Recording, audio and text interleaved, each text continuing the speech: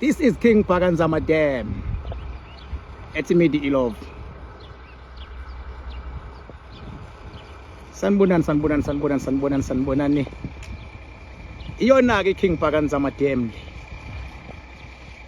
Iyona King Phakanzama Dam la. Bathi ngihambile bathi ngibonile bathi ngizenzile bathi wathentupha kuda kweyini ngoba ingwele le ebhuqabhuqa imizi abafokazana ngotholotho likaMentshise thuluza ngihambi nalo ngilifica ensimini xa muxakile kusazoshuba kusangenzeka noma yini ngumafavuke njengedengabane kunogwatho phathwa ikhulule ngufoka amakhanda indlondlo le enamakhanda amabili elesithathu elenkosazana ikhona eKing Phakanzama Dam. In case you don't know,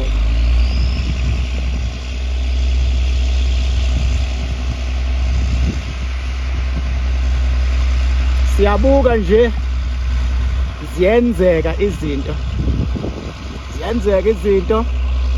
siyayibona i-ad-hoc committee ibizile yabiza uKethi Mahlala ngisazothinta lolo daba lelo. Siyayibona neMadlanga Commission sazolithinta likhumbuleke bengabe ngikhuluma ngisuke ngazi ukuthi ngikhuluma ngani angiyikhulumi futhi into engeke ngiyimele futhi angiyikhulumi futhi into engeke iziyenzeke.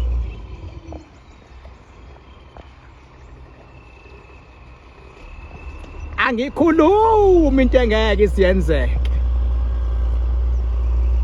Bathi tata lidude edamini kwadideko ntaba kazikhonjwa. Where mami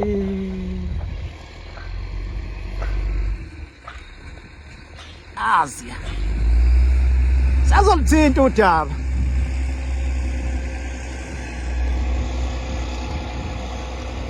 yasetshenzwa kakhulu la King Phakanzama Dam.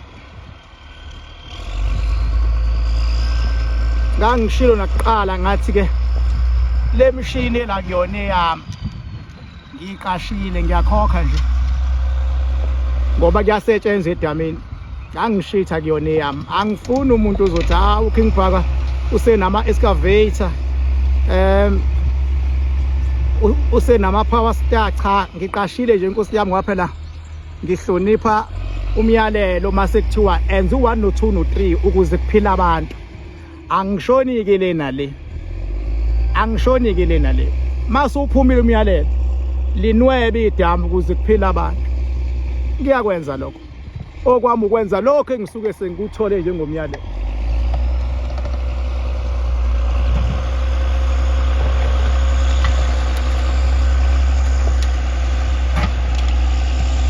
Okay.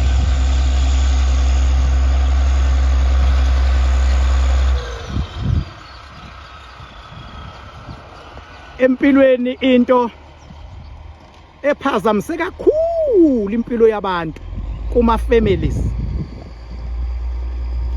Awutata lidude edamini kwadideko ntaba kazikhonjwa. Into ephazamise kakhulu abantu kakhulukazi abathandanayo nabakhumuzi izimfihlo. Imfihlo iyingozi enkulu bengabe kwakha umuzi. Akufanele mangabe nibambisene nowakwakho nakumuzi bese niba nezimfihlo okungathi bengabe ithola omunye imfihlo a decide ukuthi uyahamba lekhaya. Akufanele kube nezimfihlo ezinjalo ngoba umuntu lombonayo akahambi yedwa unezidalwa ahamba nazo ezibona yonke into. Uthi unemfihlo wena idlozi lalomuntu liyayibona imfihlo nayo umehluko liyazama ukumthayimisa akakathayimi. Liyayibona imfihlo kufana noma ke nawe wenziwa isilimo umuntu angakuzama ukwenza isilima wena kodwa into ekuneshoyayo ngeke alenze idlozi lakho isilimo esethanda ngeke alenze idlozi lakho isilimo. Singabheja imali ihlale ngakuyena ngoba vele ngizowina. Amadlozi abantu ayahlonishwa hayi kancane ayahlonishwa amadlozi abantu hayi kancane umuntu noma ungangamhlonipha yena but idlozi ahamba nalo hloniphe ngoba idlozi lomuntu maselilwa ayakuvelela amabhadi wena womuntu. That is why ngisho nje ngithi ngoba nje ngila edamini sizinwebela idamu again. Oh liyanwetshwa uNkulunkulu wami naleli damu lakhona. Nwetshwa yonke into. Nwetshwa yonke into. Liyanwetshwa. Lapho ukhona mfethu ngiyakucela ungabi nemfihlo engenasidingo. Ungabi nemfihlo ongathi owakwakho bengabeyithola. Ngoba once kwaqala ikhaya laba nemfihlo sekuyaqala kuba nama challenges angenasidingo enziwa ngamabomu. Ungayiqali nje imfihlo engenasidingo. Uma kuukuthi umuntu wakho nihleli kamnandi niyathandana munikeze phela uthando. Munike uthando ngoba nihleli kamnandi nje. Uma uthando lweni selingasalawuleki senixabana njalo azihlukane phela indlela. Ngoba once abantu baqala baxabana umsindo waba toxic ayiphindi lawuleke kalula leyonto ngisho sebefuna ukuyilawula uvele uyiqhamukele wona umsindo ivele ifikele wona inhliziyo encane nawe ungasathanda ukuba nenhliziyo encane sekuzenzekekela kona ngoba nixabane kwaze kwaba toxic. Inoma inini funa uavoid ukwenza ingxabano ezogcina yenze ngazuthi nizitha nomuntu engabe niyathandana naye. Funa uavoid ukwenza izimfihlo azothi bengabe yibona umuntu wakho bese sikwenza ukuthi ungathembeki inguna phakade kuyena. Ungabi naleyo mfihlo. Ungabi naleyo mfihlo. Iba nemfihlo akuzothi noma eyibona kube lulu kumchazela ukuthi hayi la bekunje kwaba nje bese ethi awupha usho ngani uthi ngiyaxolisa sithandwa sami bese okay it's okay.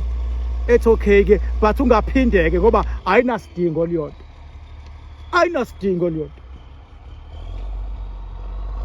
That is the reason why ngisho mina ngithi noma inini mangabe sibamsene kuyoba lulu ukuthi sinqobe. Yilana ke mina la ngibhuqa khona imizi abafokazana ngothola ulutho likaMentshisi. Yilapho ke la ukuthi mase ngifike khona ngithi sengisekhaya elikhulu. Ikhona kwesikaMakhanda oil isigodi khona ke la. Khona ke la. KwesikaMakhanda oil isigodi.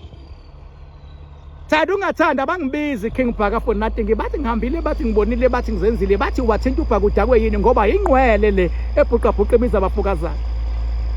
Ikhona la ukuthi mase ngilwa ngoMakhanda oil ngithi nqoba lapho ukhona ekhaya nqoba izimpo zaziyo nqoba ngisho izimpo ongazazi ngisuke ngisho kila. Yikho mase ngithi sebekuzama esile bezama ukuvala izinto zakho bezama ukwenza noma yini phezi kogcobo lakho naphezi kwesiphiwo sakho ngithi siyaqaqa ke siqaqa khona. Idamu lami leli liphakathi egcekeni as you can see. Phakathi egcekeni lapha ubonanga ka. Iphakathi egcekeni la ama steps ehlela kulona bese ngena endlini.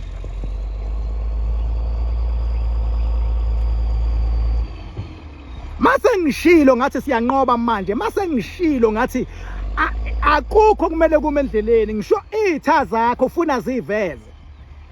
Ezinye ifike seyigaqa ngamadolo uzoxolisa ezinye azigwethe inguna phakade makuthi azikwazi ukuzehlisa. It's either umuntu uyazehlisa noma ugwethe inguna phakade kukuyena umuntu obayisithi ukuthi wenze njani. It's either uyaxolisa noma ugwethe inguna phakade. It's either ufike ekseni ngo4 uzocela uxolo noma ugwethe inguna phakade. Nawe ke lapho ukhona mfowethu ungazibambeli ngezandla izitha zakho ngoba izandla ziyabophisa sikhona nje sokugwebela yena umuntu emhlabeni siphinde simgwebe ezulwini kodwa siqale siqinisekise ukuthi ngabe ingxabano yenu isisesigabeni sokuthi angagwetshwa yini noma kufuna kuqaqwa into zakho nje wena siphume kubantu abanomona ngoba kubona bonke abantu abanomona kubona bonke abantu abalwa nawe ekumele bagwetshwe. Abanye abantu bayalwa nawe ngoba kumele kusebenziseke bona ukubheka wena ukuthi ustrong kangakanani. Abanye abantu bayalwa nawe ngoba kumele ungabi kwi-comfort zone. Kumele usebenze more. Mhlambe balwa nawe nje mfethu uselokishini.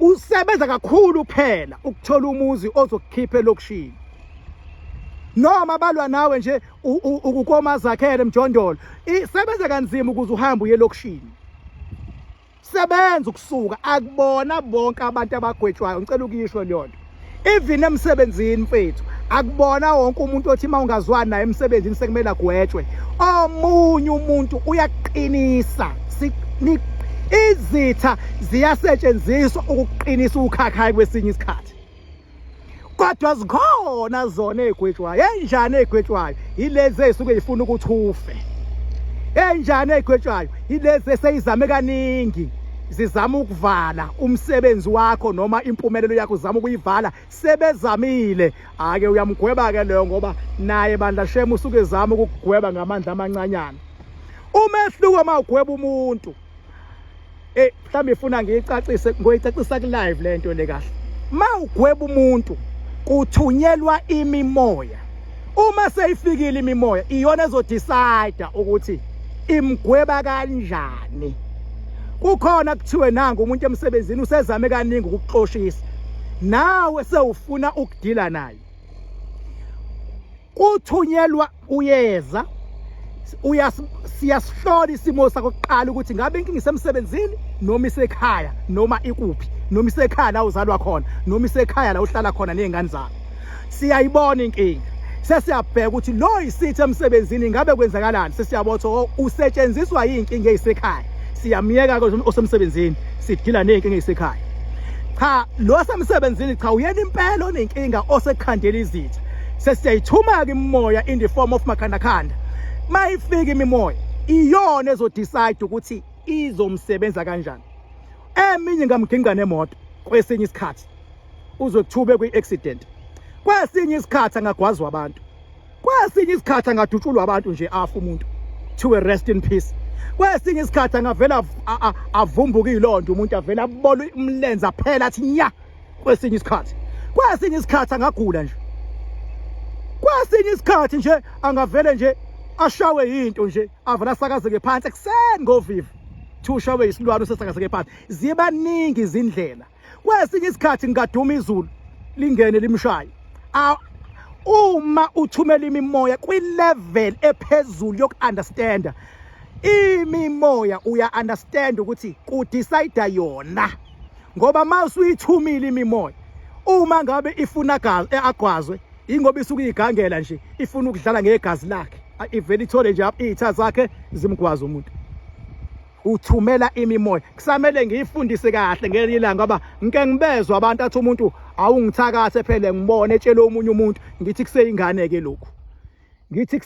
ke lokhu ngoba phela mase uyithumile imimoya eminye ingakuyeka wena imimoya kufuneka wena eminye ikuyeka imimoya ivele iyoshaya umuzi wakini kuvele kuduma izulu kusakazeka imizi yakini phansi ngenxa yakho wena wena muntu oyedwa ingakho noma kuthiwa uyagoloza masushona akubi ngawe kuba ngabantu bakine sekufuna abangcwabe that is why ukuyiphatha kahle emhlabeni kubalekile impilo is not about you it's about abantu abakuthandayo nabantu abakuzele nabantu abaresponsible empilweni ngike ngibezwe mina abantu athi umuntu hayi anginendaba nokufa mina vela masufile nje wena kusuke nje kufinja abantu abeza ubuhlungu abantu abaphilayo uma uziphethe kahle ucabangela abantu abaphilayo bangezwa ubuhlungu ngenxa yakho sewudlule emhlabeni uNkulunkulu anibusise lapho nikhona bye bye inamba yami 0798130260